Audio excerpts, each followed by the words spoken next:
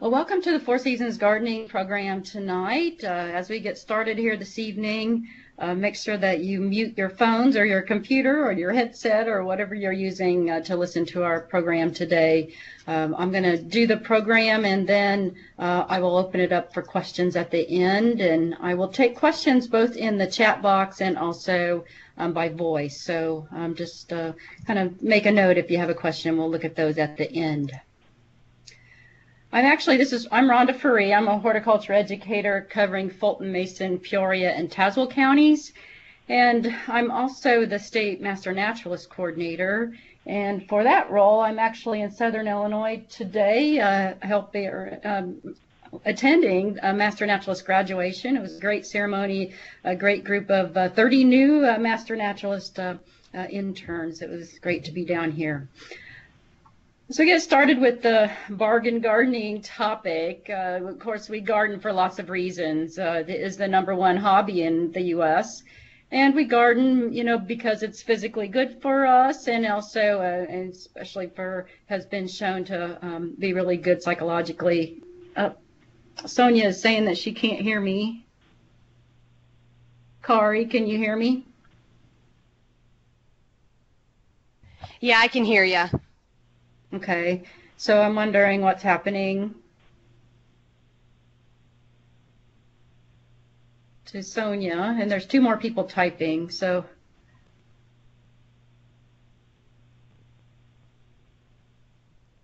Okay. All right, well, hopefully they'll work that out. I'm going to continue. Kari will try to help those who are having difficulty. Okay, so moving right along, we're going to slide 4 here. And gardening is, can be expensive, I guess, if we do something fairly elaborate, but most of us are not creating a castle or a Downton Abbey type of environment. And of course, gardening is not just for the rich and famous. And in fact, actually, gardening is part of our American dream. And you are all on here because you love to garden, but you also like the look of it, and many of us want the little house with the garden and the yard around it, and try to find a way to achieve that in an economically easily way. So I'm going to talk today just about some tips and some ideas that I'm calling bargain gardening, but it's maybe a way for folks to achieve that dream of having that perfect landscape, whatever that dream of theirs is, around their home. As we get started, though, when I was researching putting this program together, there was lots of lingo out there, and I just thought it was interesting, and so I thought I would throw it out there. We may be trying to stretch our green dollar, or garden for dirt cheap, or try to find more bloom for our buck. Those were all possible titles of this program, actually. But there's lots of different ways to look at that. But what I'm going to do today is not just talk about, the obvious things. So I'm not going to talk about how to do extreme couponing in the gardening sense, or just how to find those coupons, although I will mention that at least once. I'm going to do more than just watching for a big sale. You all know how to do the deals and the discounts and the special offers and that sort of thing. So we're going to go a bit beyond that and think a bit broader, and kind of go into some areas you might not think about, but hopefully will give you some ideas and help you along the way. So when I was putting this program together, I was trying to come up with a good acronym for how to present these ideas, and this is what I came up with. So I hope you like it. I just said that instead of doing the clipping of coupons and looking for the great deals, I want you to sip and really to sit and think about some of these things. So we're going to look at this in 3 parts, and those are all on your handout as well. We're going to look first about how to study and how studying can help us to save money in the garden, how we can imagine and achieve that dream, and then how to propagate and plan and maybe get some more tips for achieving that. So starting right at the first, the study and learn, and studying learning can be formal instruction in lots of different ways, of course. And one of our roles as University of Illinois Extension, and for those out there who are master gardeners, part of our role is to teach people how to muddle through the masses online, I like to say, because there's so much out there and we want to make sure people have the right information. I've been actually helping people kind of muddle through those masses this spring, and I know a lot of you have as well. I've been doing a little bit of myself. Unfortunately, due to the drought of the last couple of summers and the extreme winter we've had a lot of dead plants this spring, or plants that are so far gone that we really need to replace them. And so you may be actually trying to figure out what's the best way to replace them, and really going and trying to study and figure that out based on what's happened to that plant, and maybe to find a better choice if you don't want to replace it with the same thing. And then, of course, it's always helps to, as you're leading and teaching others, that helps you to learn as well. Attending programs, of course, that's what you're doing right now, and there's lots of programs available through Extension and through other locations. Just throwing out some different ideas, if you're kind of a techie person and you like the world of blogs, there's lots of different gardening blogs out there. There's some that really give you great ideas, but there's others, that are kind of more educational based. These are two that are not extension based. There are a couple that I like to look and read. I also have a blog, as do several of my colleagues. And so if it's kind of fun sometimes if you find a blog that you really like to go and read it each day, or maybe once a week. A lot of times, especially from extension side, we will put up information that's really current, and it's a way to get that information out quickly. So just a way to study in that direction. The other one for the really techie people out there would be if you have a smart device like a smartphone or an iPhone or a Droid or a tablet or an iPad. Consider all these different gardening apps, and this world of gardening apps is really expanding. My colleague Chris Enroth in the unit to the west of me going over to the Mississippi River has done some research on gardening apps, and if you actually blog him in gardening apps, you'll see that he has some, he's actually kind of analyzed them and given some ratings for the different gardening apps if you want to look at that. The gardening apps I like to use, I like the Durr Woody Manual, Landscape Manual. It has all of the woody plants, trees, and shrubs that are in his big book, but they're all right there on my phone. And so if I'm out at a garden center, or if I'm trying to answer a question for someone kind of, in the grocery store, so to speak, then I can look that up right there on my phone or my iPad. There are also some wildflower identification apps that I like to use. So there's a lot of different ones. Some of them have a design component. Most of them are free or just a couple of dollars. So that's something to consider if you have that capability. And of course, the most important thing and the best way that you can save money in the garden is to put the right plant in the right place and really know how to garden, which is why you're here listening today. There's lots of ways to make sure that our plants are growing in the best way. We can feed those plants, of course, as one way, and not necessarily that we can always feed them for free, but be creative and think about other ways to fertilize your plants. And I'll just give you an example that I learned that the Luthi Botanical Garden in Peoria has been doing in the last couple of years. They actually have been, in the fall, they rake their leaves and then they take them out into the grass, and they have a piece of equipment that they run over that, kind of like a mulcher mower, and then they blow those leaves or rake them back into the landscape bed. And so the shredded up leaves, instead of disposing them in a compost bin or however they could be disposed of, they are actually using them as a mulch, and it actually helps to add a lot of nice nutrients and microorganisms to that soil. And I've been trying to do that as well. So that's one way to get some nutrients back into the soil. You can, of course, use and make your own compost. Manure is a little more tricky, but if you have that available, you're not growing food crops, you know, that might be an option as well. Mulch is hardly ever free, but if you have that source, then you can, you know, that would be great. But sometimes you can get mulch cheaper, obviously in bulk, but I find that to be a bit more time-consuming and more work in some cases, but sometimes it's worth it. So just kind of knowing how to garden. When trying to figure out how to put the right plant in the right place, there's lots of tools available out there to help you. And this spring, as I said, because we're replacing, at least I am, and I've talked to lots of people who are replacing plants. The other place that people are replacing plants, unfortunately, is where the severe tornadoes went through last fall. And of course, I live right in I cover Tazewell County, where the town of Washington was severely impacted by that tornado. A whole large area of houses are gone completely. They're rebuilding those houses, probably not thinking about landscapes yet. But, you know, I hope that they can, when they get to that point, that they'll find a tool or, you know, call our master gardeners or someone to help them find the right plants to put into that landscape. If you're not familiar with a couple of our tools that we have through University of Illinois Extension, there's one called Selecting Trees for Your Home. There's another one called Selecting Shrubs for Your Home. It has a little search engine in there that you can put in, you know, what colors you like, what's your growing conditions, what size you want, what fall color, those kinds of things.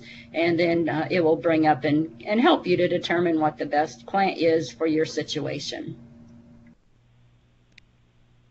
Looking at mulch a little bit closer, and I like to talk about mulch because my master's degree was actually working in weed science, and so I like work with weeds. Not that I like weeds, but I like to work with weeds and find that, you know, kind of rewarding actually, and make sure that I'm controlling them.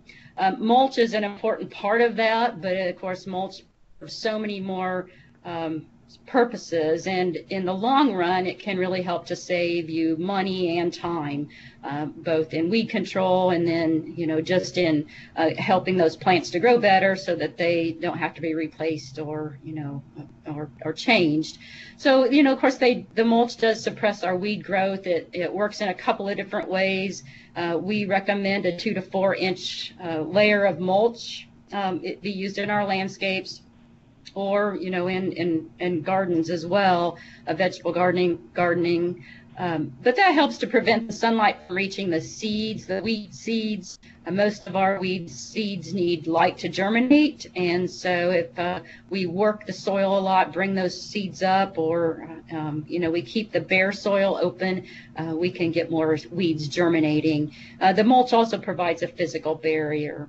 Sometimes we can be economical and put newspaper or cardboard underneath that mulch, and it still has that nice look that maybe you want, but it's going to be a little bit, have more impact. Of course, mulch, you know, improves our water retention and moderates our soil temperature, and just looks good. So there's lots of different reasons. To help save money and also to make sure that I don't put too much mulch down, we recommend that, or I guess personally, I replace my mulch or refresh it, I guess I would say, every maybe 3 years, kind of making sure I always use an organic mulch like you're seeing here. That's actually my son's spreading mulch in my perennial garden in that picture. And that way, you know, I can kind of gauge and see if I actually need it or not. I'm real careful not to work that area up too much and disturb the soil. So that's worked well for me. When you do go out and do your plant search, and there's lots of different tips and ideas for how to do that plant search in the best way that's going to save you time and energy, and of course in the long run the ultimate goal is money. Know, of course, your garden centers and your stores. A lot of you work together and have really a lot of fun with your shopping and your plant shopping, especially in the spring. Maybe do a group effort and make a trip around to the surrounding area and maybe visit some new places.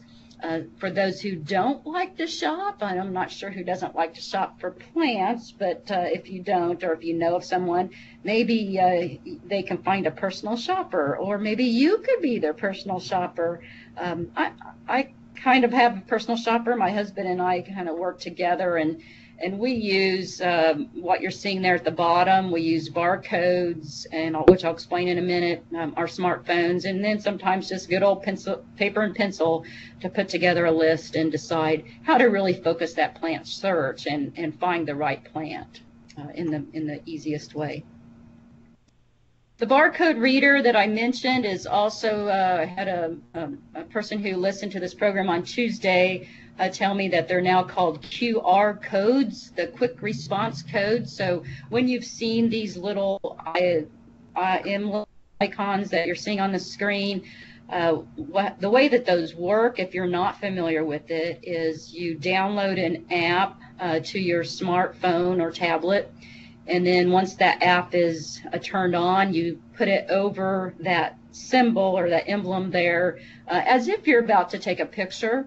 And then what it does is if you're connected to the internet and you have a live connection, either through Wi-Fi or through your phone service, then it will go straight to the internet and find a description of that particular plant.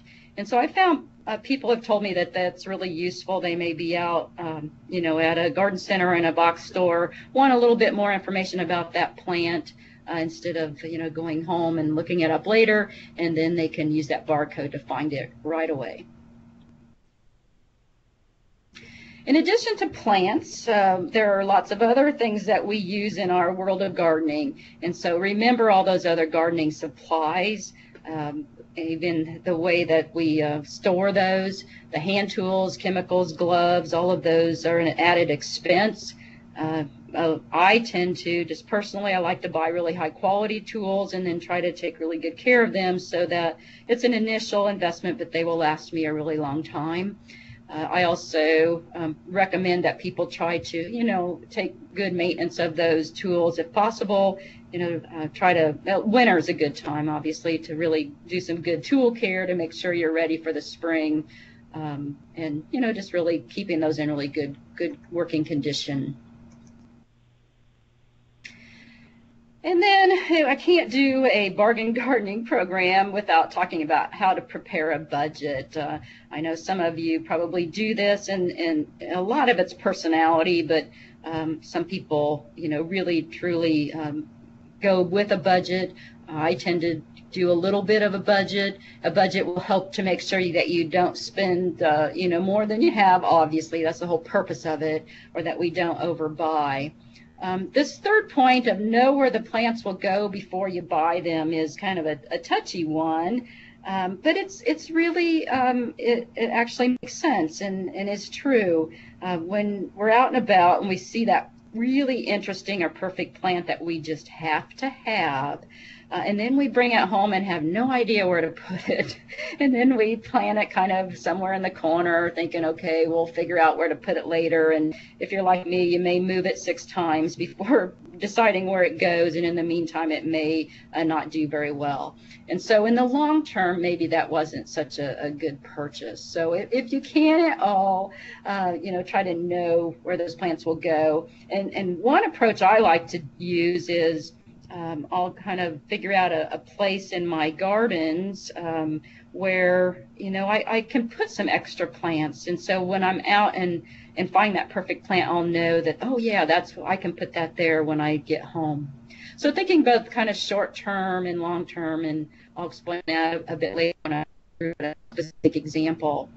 And then, of course, in that budget, consider those hidden costs of how long it takes to drive somewhere, how much it costs for the gas to do that, and then just our time in general. Our time's really very valuable. So all of those come into consideration.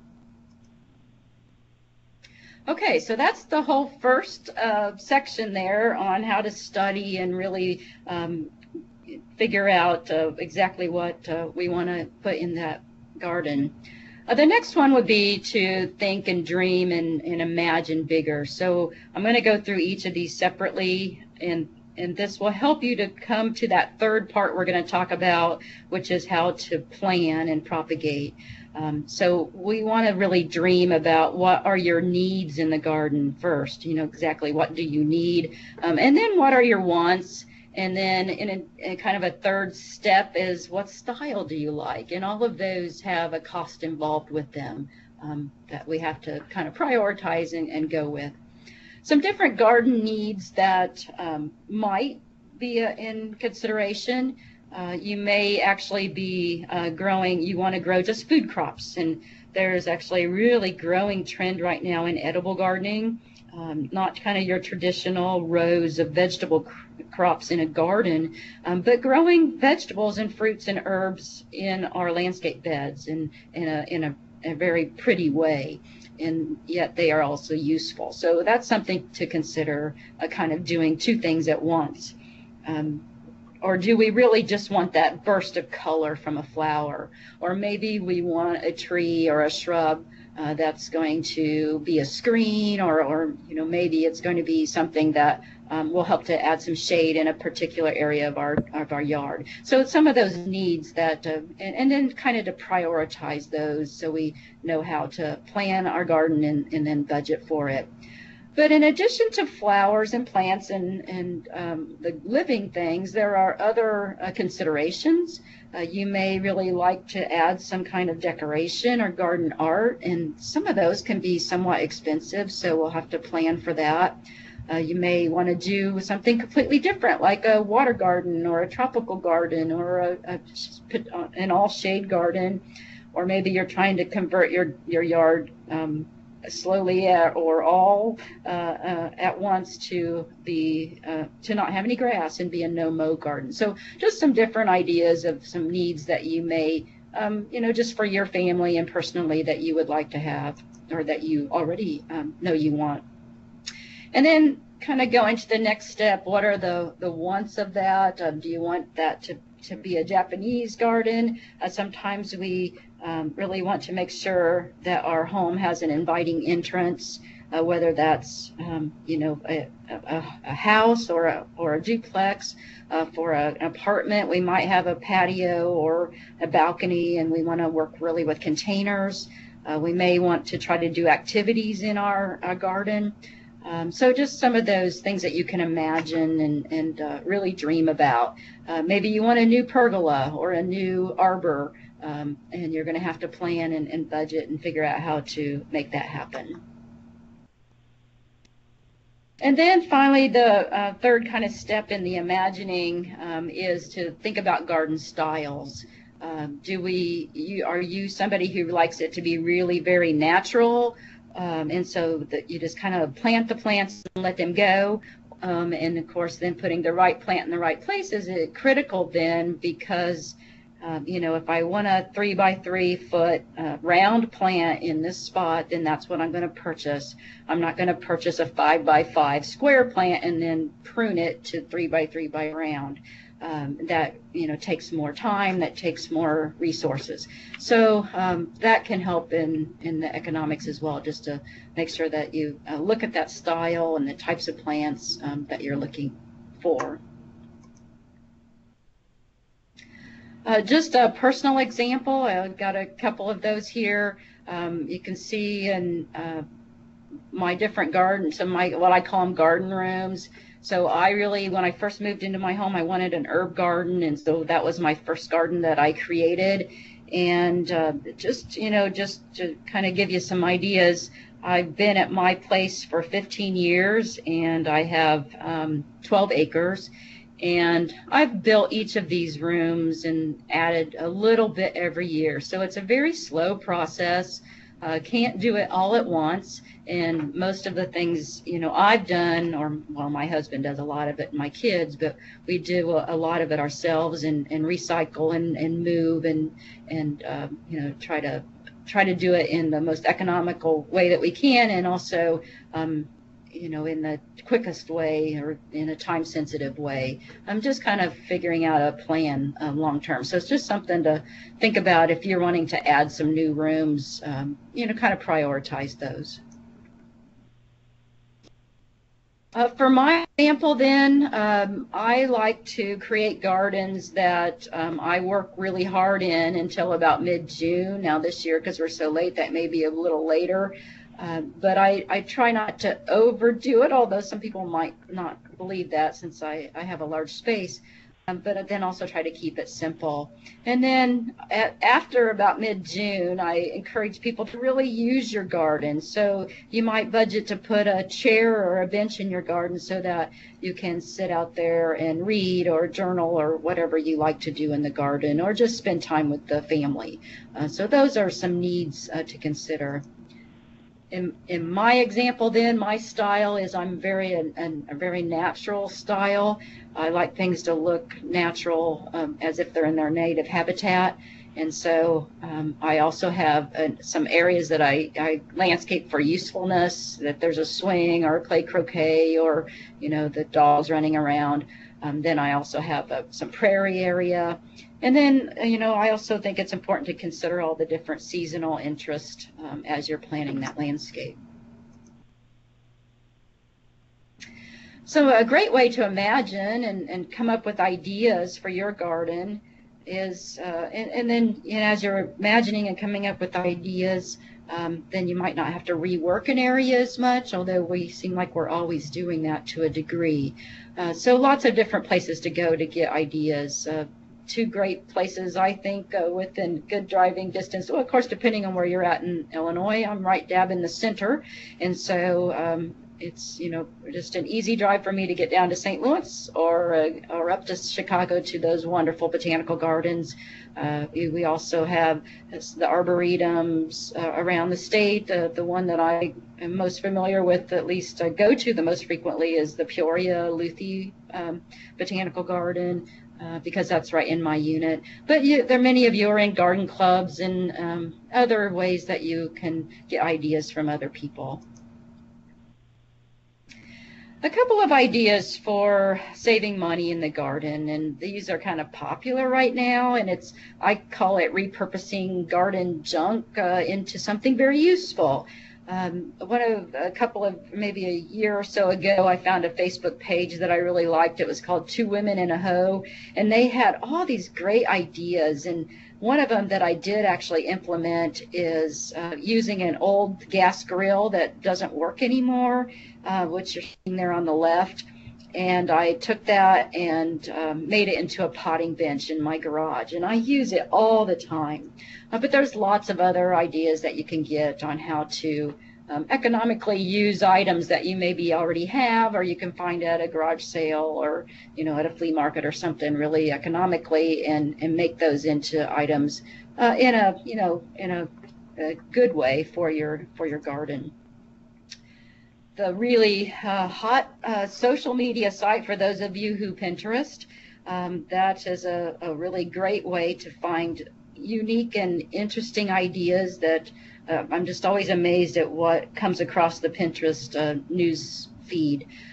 Just a couple of ideas. It could be something as useful as making homemade containers, to building a little water feature, or there's just it's endless what's out there on Pinterest. So if you haven't been on Pinterest and you're interested in that sort of thing, lots of great ideas of how to do things in an economical way. But I would caution you, I guess, that sometimes some of that repurposing could get to be too much, but it is a matter of opinion. So some people would say that the repurposing on the right there was maybe going too far, although some people like that. The one on the left is a very large water feature that's in a home, a very large home landscape in Indianapolis that I visited a couple of years ago. It's a life-size hippo and fake palm trees, and it was a bit too much for me, but boy, this homeowner absolutely loved it, and they spent a lot of time out there. So what works for one person might not work for the next person. Okay, so that's all imagining and dreaming and determining, kind of what you want in your garden. And think long term and think big, you never know what you might be able to achieve. The third section here is the P in our SIP is to propagate and plan. And so now that we've got that big dream and we've imagined and we've studied, let's figure out, how to make that happen. Of course, a lot of you do grow your own plants. You may actually grow them yourself from seed in the spring, winter, that you start your plants from seed using a grow light, or maybe you have a little greenhouse or something that you're using to grow your own seeds. Some people actually make their own containers, again, repurposing items.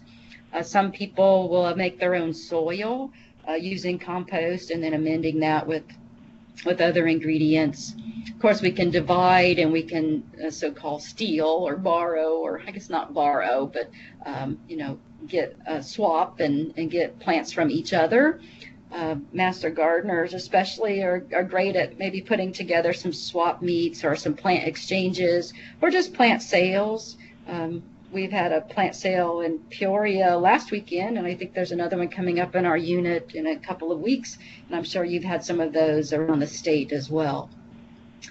Another thing that I've been doing, I've heard lots of other people are doing, is trying to recycle some of my annuals in the fall so that I don't have to repurchase them in the spring. So maybe taking cuttings from those annuals, or just maybe bringing them in if they're in a container, or I suppose you could try to dig some up and bring them in to overwinter them if it's the right plant. The ones that overwinter, I think are good to overwinter, are the ones that are a bit more expensive, like the mandevilla, a Boston fern, maybe some other tropicals. I overwinter elephant ears and about 10 banana trees every year. So, the way I don't have to purchase those again the next year. I've been really interested in coleus in the last few years. There's so many new wonderful color combinations of sun and shade coleus. And so I did do some cuttings of a coleus one fall and tried to grow them that way. You can also grow coleus from seed if you want to try to get really a lot of coleus for an economical way.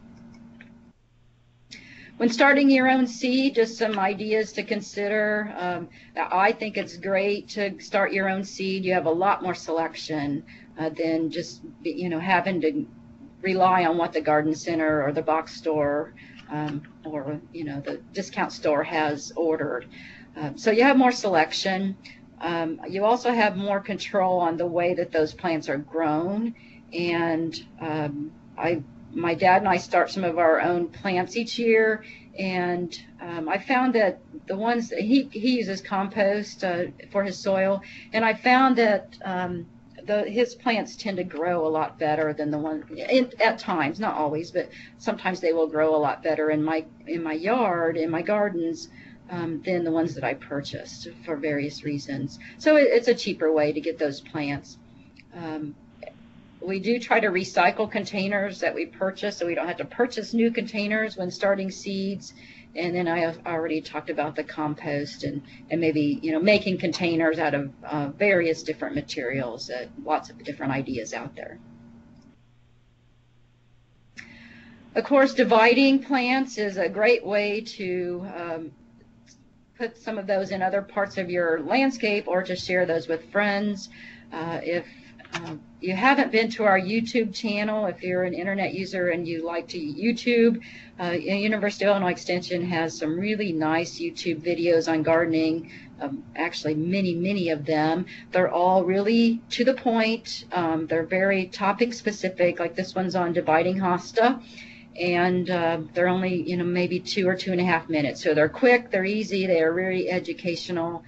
By the way, there's 3 new ones up there right now on how to deal with winter injury that we're having coming out of this hard winter. So I encourage you to go look at those YouTube videos.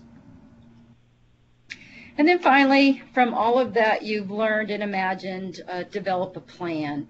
I also think it's a good idea to have garden notes And of course, during the downtime of winter, or maybe in the heat of the summer, if we're not busy doing other things, we can do some planning for our garden into the future and research and really work on that even more. When I talk about how to make notes in a garden, there are lots of different ways to do that. Actually, this could be a whole nother program for you on how to make notes on your garden. So you may do that in just a very traditional journaling way, where you just have a journal and you write notes and you put the names of the plants and kind of what they did. And some people are very diligent about that and journal every day or every week, and some people do it maybe seasonally or a couple times during the summer. Some people like to, especially those who like to scrapbook, might consider doing a garden book like this one, where they have pictures and then maybe some notes and that go along with those, to really document their garden through the years and help them to select the best plants for the next season. I have found that it's been really useful for me to do fall notes in my garden, and I know some other people that do this as well. And I'll just show you an example. This was, so every fall, really kind of October almost, I will go out and I'll walk around all my gardens and write notes about what worked, what didn't work, what when I was sitting out there enjoying the garden I was kind of dreaming about, and so that I can plan through the winter and then come up with my shopping list for the spring. So my fall notes for this particular year, just some of those, just to give you some ideas of what I write down. I put that I really needed to move my roses, which I did. For some reason, I had a lot of orange color that year, and so I wanted to change that. I found that my container combination that I did, I just loved. It was an orange and blue, very Illini thing going, and I really liked that. And I found that I really forget what I put in my containers from year to year, so I have to write it down. I wanted to put in a new shade garden, which I'm going to show you here in a minute. And the other thing, moving poppies, and then you can see I put up a fence by the pools, kind of to screen the equipment there. And by the way, that fence was moved from another part of the garden, so it wasn't a new construction. It was repurposed. So those are kind of just my fall notes. And then I take those fall notes and put together a shopping list for spring. And so just for example, I have my shopping list back for the past 10 years, maybe 12 years in a 3-ring binder, and I can go back and I know that typically, if I'm going to put white petunias along this one wall, then I need 2 flats of white petunias, and that's not going to change, and that way I don't have to guess and remember each spring. I can have it written right down that I needed. You can see maybe 1 flat of orange impatiens, and then I was trying to make sure I overwintered some things so that I could reuse them, and then maybe just purchasing some plants for the container. So shopping list, and also, by the way, this year we're kind of testing putting a shopping list, my husband and I, on a smartphone, so that it kind of updates each of us as we're using it.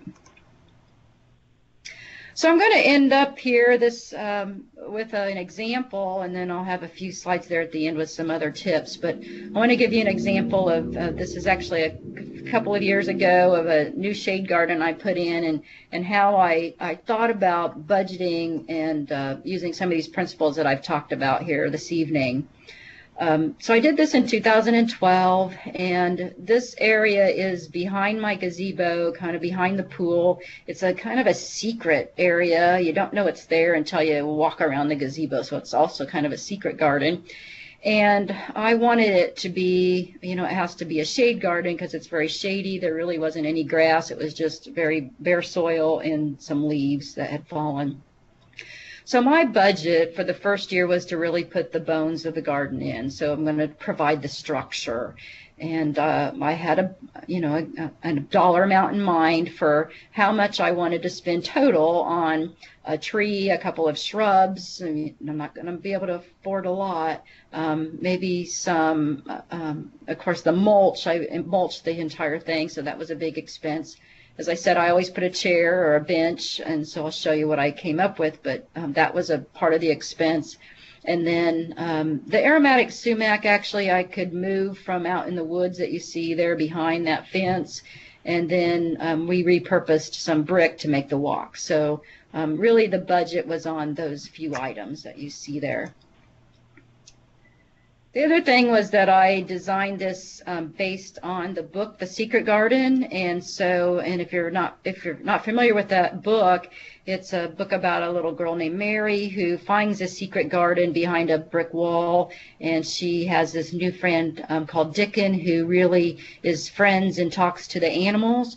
And so I put a few carefully selected and placed garden animal sculptures around, and then I have a little fountain with a girl that I call Mary there in front of that Japanese maple. So it's very bare right now. It's easy,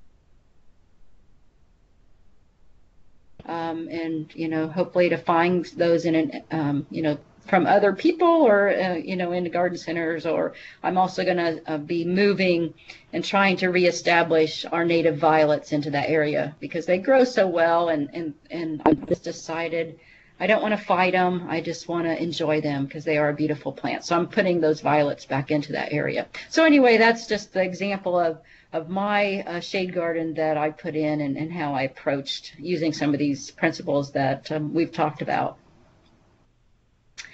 So then finally, as we finish up here, just some other things to consider, especially this time of year and getting into the end of the spring season and then the end of the fall season. A lot of times you're going to see deals. Sometimes you'll see a little a bench over on the counter over on the edge that has some plants sitting there that are on sale maybe, and just look at those really carefully. Sometimes they're over in the sale area for a reason. Maybe they're not as healthy, they're not doing well, and even if it's cheap and you bring it home and you really nurse it along and spend a lot of time on it, and maybe some money and fertilizer and adding water, especially if you have to pay a water bill, maybe that's not such a deal. So it just sometimes it is, but sometimes it's not. Really be aware or careful of the so-called miracle plants and those mail order wonders that you see on the back of the Sunday insert, because I'm just really skeptical. Sometimes those end up not doing very well. They may be one of those Aussie tree type of plants that grow really fast and then don't last a long time, and then we have the expense of having to remove them and replace them. The other thing to consider and think about is in both in plant exchanges and getting plants from other people, and then also getting these kind of sale plants, make sure there's not any tag-alongs in there, and so make sure that there aren't disease or insect problems there. And then the other one to kind of be careful with if you can is weeds. I actually unfortunately picked up some quack grass in an ornamental grass one time that I picked up somewhere, and I now have a pretty major quack grass problem in part of my garden. So I didn't have it before. It came in on that ornamental plant. So that really was not a very good deal for me. And then always consider the added value of all these plants and of your landscape in general.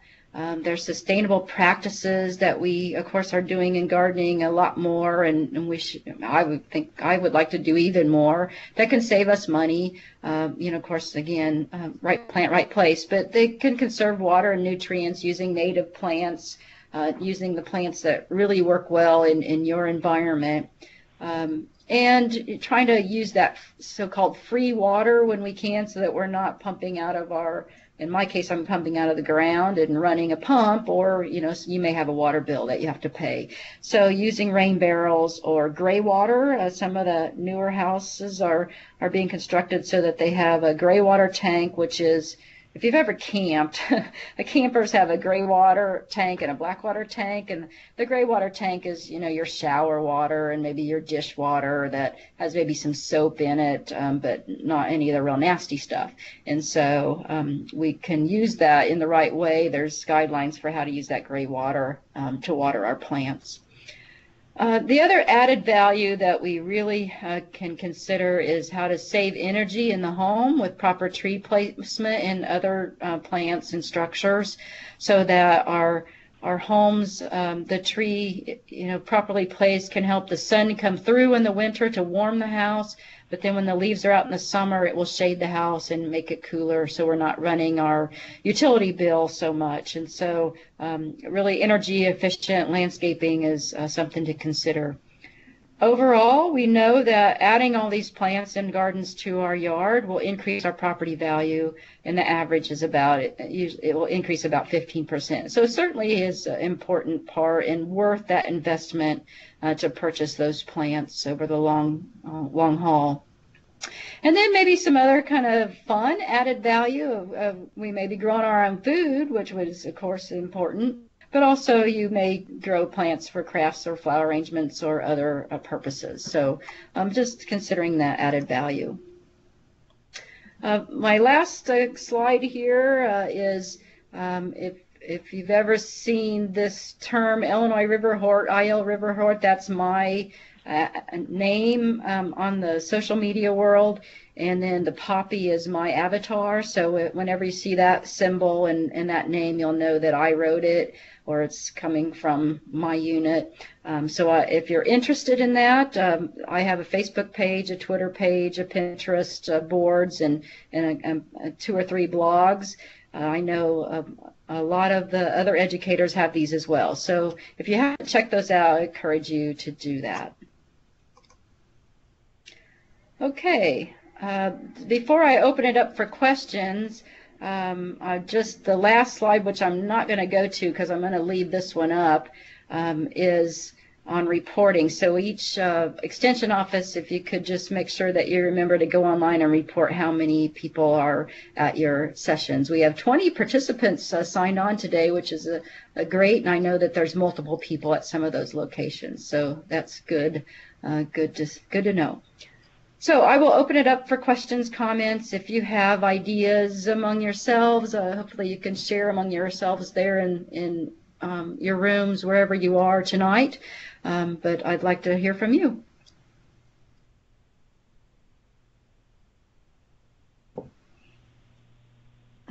Brenda's typing a message, or a couple people are. Whether she was talking about is just a U by extension. That's it? Mm-hmm. Yeah. So Brenda just commented that they loved the grill potting bench. Yeah, that was I think a Pinterest thing, and I loved that. That's worked really well for me. I use it all the time. And also, it has the underneath part, so I can put, some chemicals and stuff and tools under there too. What is the best mulch for a vegetable garden, one that will disintegrate? There's lots of different options, and I guess a lot of it's personal preference. I know people who like to use, and this is not going to help you with the disintegration part, but in newspapers and cardboard, maybe covered with straw or some other type of mulch.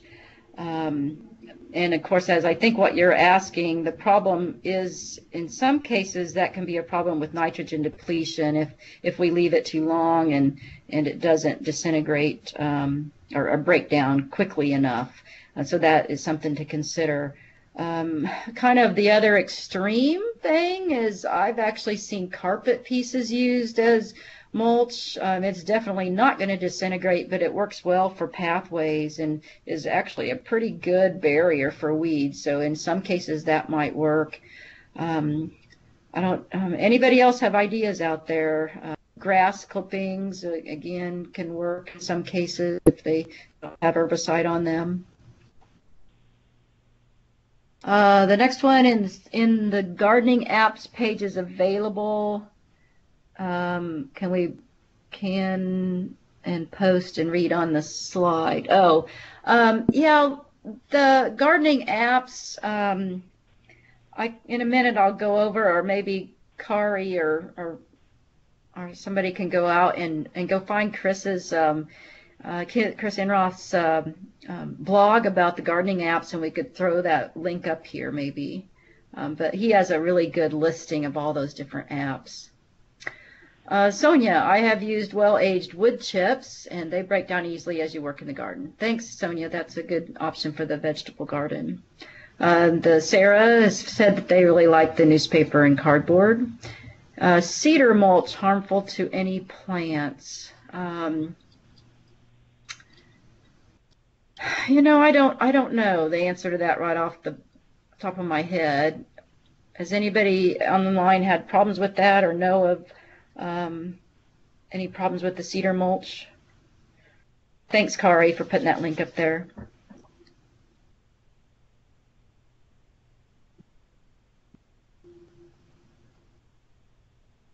Okay, we have a couple more people typing. If you want to ask a question on the microphone, feel free to do that too if that works better.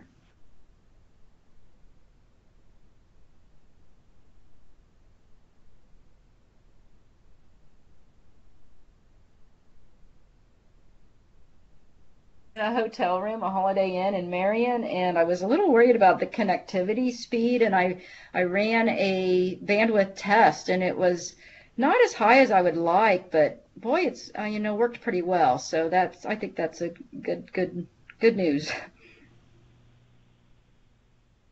Any other questions, comments? It looks like Kendall County is typing.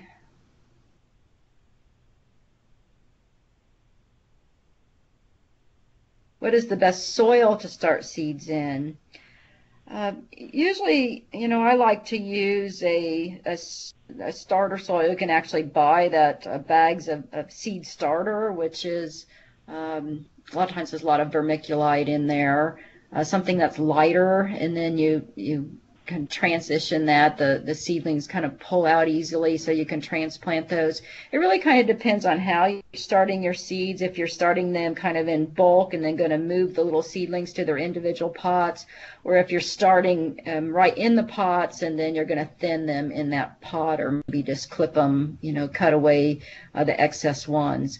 In that kind of a system, I actually would use just a good general purpose potting soil, or you know, that already has everything kind of mixed into it, has just a nice mix. It's not just a topsoil, it's a potting soil, something that you would put in a pot that has other amendments in it, and sometimes they may actually be a soilless type of mix. So I do think it's you know, worth maybe spending a little extra to get maybe the special seed starter, just to have better success.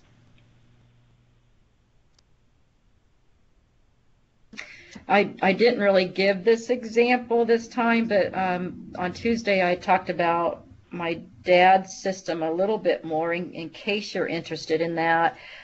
He has kind of a little hobby farm, and he does very large gardens, and he has a very large compost bin, and so they actually compost. He religiously turns it and makes sure it's heated up and all of that, and then he will use the broken down compost and mix it with, he likes to use vermiculite, but he also has used perlite, and he will use that to start his soil, or to start his seeds in. Was somebody about to ask a question?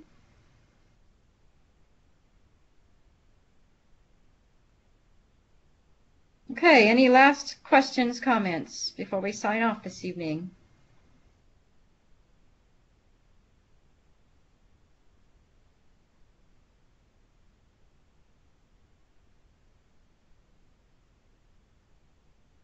Well, if not, I hope that you've found some kind of a little tip tonight that you found useful, and maybe you can share tips among yourselves there. But I appreciate you all coming this evening, and have a great evening.